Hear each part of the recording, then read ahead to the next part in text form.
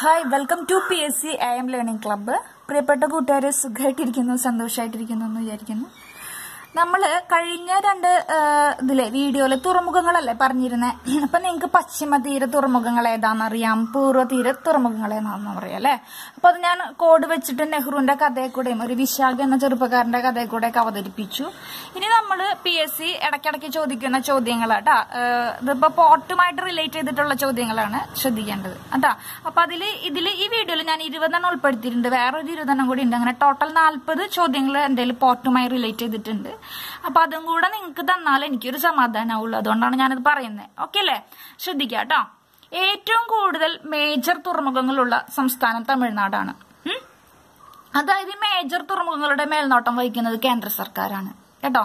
അപ്പോ ഏറ്റവും കൂടുതൽ മേജർ തുറമുഖങ്ങളുള്ള സംസ്ഥാനം ഏതാണ്? തമിഴ്നാടാണ്. എന്നാൽ ചോദ്യം ഇങ്ങനെയാണെങ്കിൽ, അതായത് ഏറ്റവും കൂടുതൽ തുറമുഖങ്ങൾ ഉള്ള സംസ്ഥാനം ഏതാന്ന് വെച്ചാൽ ഏതാ? നമ്മുടെ മഹാരാഷ്ട്രയാണ് കേട്ടോ. അപ്പൊ ഏറ്റവും കൂടുതൽ മേജർ തുറമുഖങ്ങൾ, ഇമ്പോർട്ടന്റ് ആയിട്ടുള്ള തുറമുഖങ്ങൾ, കേന്ദ്ര സർക്കാരിന്റെ കീഴിലുള്ള തുറമുഖങ്ങൾ ഉള്ളത് എവിടെയാന്ന് വെച്ചാൽ തമിഴ്നാടാണ്. ഇനി നോക്കിയേ, ചെറുകിട തുറമുഖങ്ങളുടെ മേൽനോട്ടം വഹിക്കുന്നത് സംസ്ഥാന സർക്കാരാണ്. എന്നാലും ഞാൻ നേരത്തെ പറഞ്ഞു, മേജർ തുറമുഖങ്ങളുടെ മേൽനോട്ടം വഹിക്കുന്നത് കേന്ദ്ര സർക്കാരാണ്.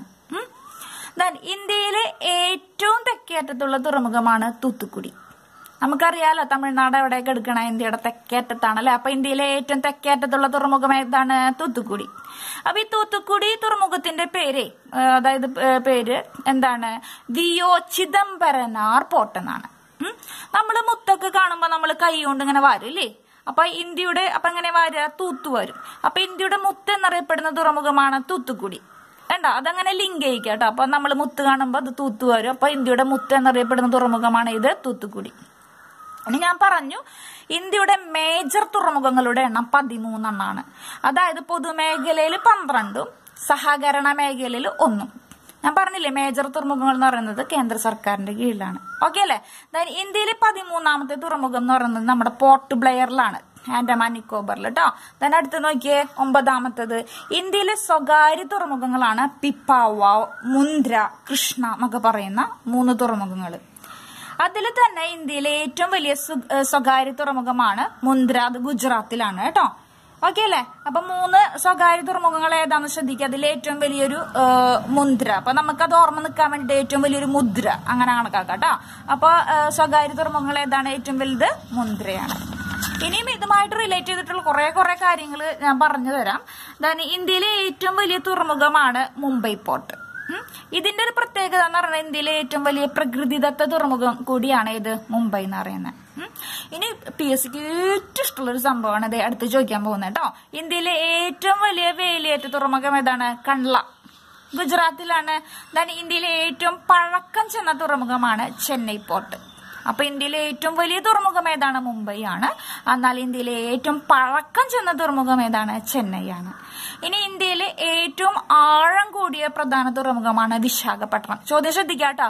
ഇന്ത്യയിലെ ഏറ്റവും ആഴം കൂടിയ പ്രധാന തുറമുഖം എന്ന് പറഞ്ഞാൽ മേജർ പോർട്ടാണ്, അത് വിശാഖപട്ടണമാണ്. എന്നാൽ ചോദ്യം ഇങ്ങനെയാണെങ്കിലോ, ഇന്ത്യയിലെ ഏറ്റവും ആഴമേറിയ തുറമുഖം, അത് മേജർ പോർട്ടല്ല കേട്ടോ, പ്രധാന തുറമുഖമല്ല. ഇന്ത്യയിലെ ഏറ്റവും ആഴമേറിയ തുറമുഖം എന്ന് പറഞ്ഞാല് ഗംഗാവരമാണ്, ആന്ധ്രാപ്രദേശിലാണ്. ഇനി നോക്കിയ 17ാമത്തത് പനമ്പൂർ പോർട്ട് എന്ന പേരിൽ അറിയപ്പെടുന്നത് എവിടെയാ? മംഗലാപുരത്താണ് കേട്ടോ. നമ്മള് മംഗലാപുരം എവിടെ പഠിച്ചത്? നമ്മള് ഇപ്പൊ നെഹ്റുവിന്റെ കഥ പറഞ്ഞപ്പോ പഠിച്ചില്ലേ, പശ്ചിമ തീരത്തിൽ പഠിച്ചു അല്ലെ. അപ്പൊ മംഗലാപുരം പോർട്ട് അതെവിടെ? കർണാടകയിലാണ്. അടുത്ത് നോക്കിയേ, ഇന്ത്യൻ തുറമുഖങ്ങൾക്കിടയിൽ, ഇതും very very very very very important.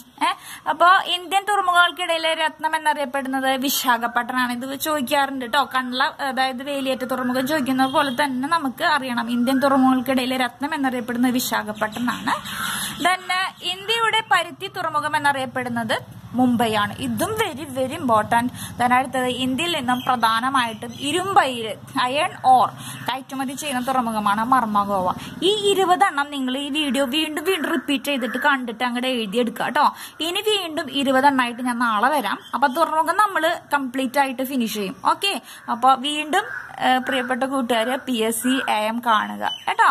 അപ്പൊ എല്ലാവർക്കും ശിവരാത്രി ആശംസകൾ. Okay, PSC AM learning club. Okay, thank you, by.